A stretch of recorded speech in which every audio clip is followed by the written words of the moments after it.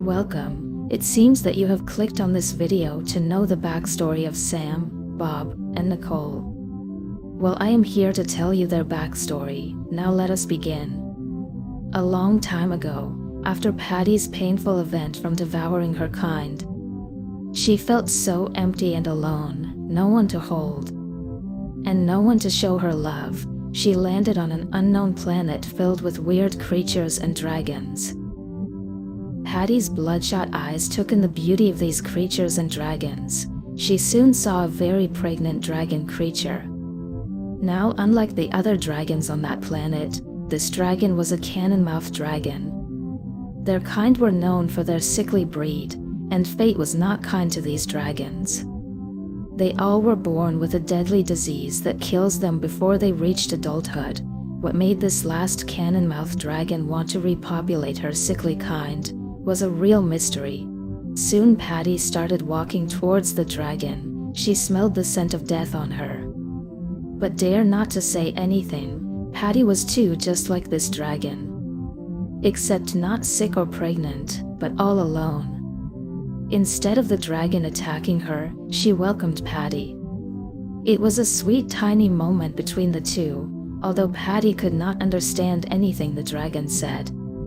It did not stop her from nodding her head. This dragon felt loved. Loved by someone that wasn't even a dragon, but soon fate arrived again. The dragon began giving birth. Not only that, but her life was slowly fading. Patty did not know what to do. She was not a mother. She had no idea how to help her dragon friend.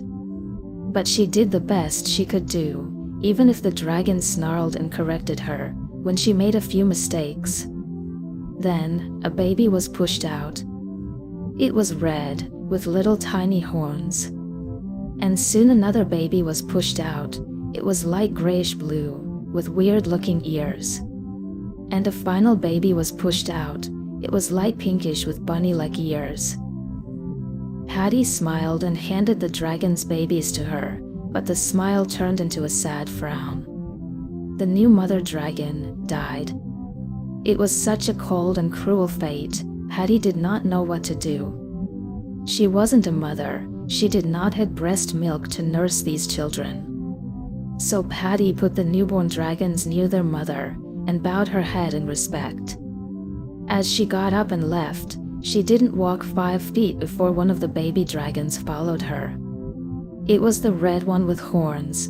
Patty's ears folded and frowned as she lifted the baby up and put him back towards their mother's body. "I cannot help you three. I cannot even help myself. Please stay where you are. Hopefully another dragon would find you," she said sadly to them, but before she could walk away, she felt the baby dragon's hand on her. She closed her eyes in sadness and ran away. She couldn't take of them. This was for the best. 3 days passed, and the guilt Patty felt in her chest lingered for a long time. She could not think, eat, or drink. All she could think about was those dragon babies. They were newborns, and all on their own. She could not stop the tears as she remembered how she saw her older sister Catty walk away from her when she was being attacked. She got up and flew back to the same planet where she last saw those dragon babies. As she landed, she smelled the horrible stench of rotting flesh. It was the rotting flesh of their cannon-mouthed dragon mother. Patty covered her nose and ran towards the area. As she reached the destination, her heart sank. She saw the 3 dragon babies laying on the ground. They were slowly dying. Their body was so thin and pale. She could not hold back the tears as she ran to them and picked them up. They were limp, unmoving. Patty cried. She didn't know what to do. She wasn't a mother. She could not help them. She didn't know why, but she opened her pouch and put them inside. She shuddered at the feeling of something inside her pouch. She needed to do something, and quick. She took a deep breath and released a liquid like juice. This juice was mixed with her DNA. She had no other option, and hoped they would be drinking the liquid. Soon a miracle happened. and they were drinking it.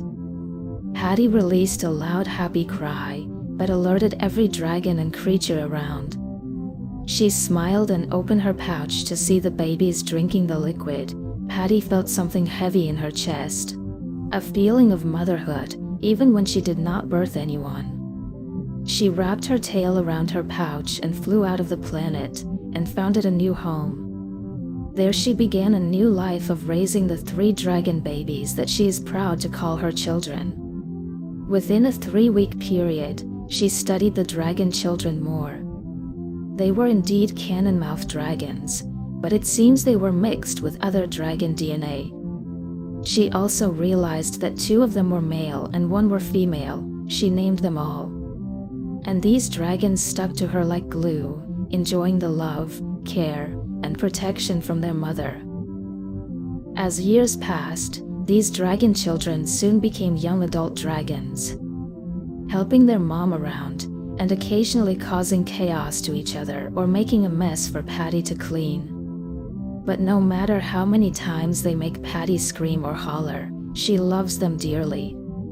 And they love her back just as much, so much that they will not hesitate to attack anyone that harms her. Truly, it was a lovely fate indeed, a lonely opossum befriending a dying lonely dragon mother. And now caring for her dragon children, she now calls her own. Within the same planet Patty was with the dragon mother, her spirit could not help but smile, and mouthed a final word before vanishing into the afterlife. Thank you.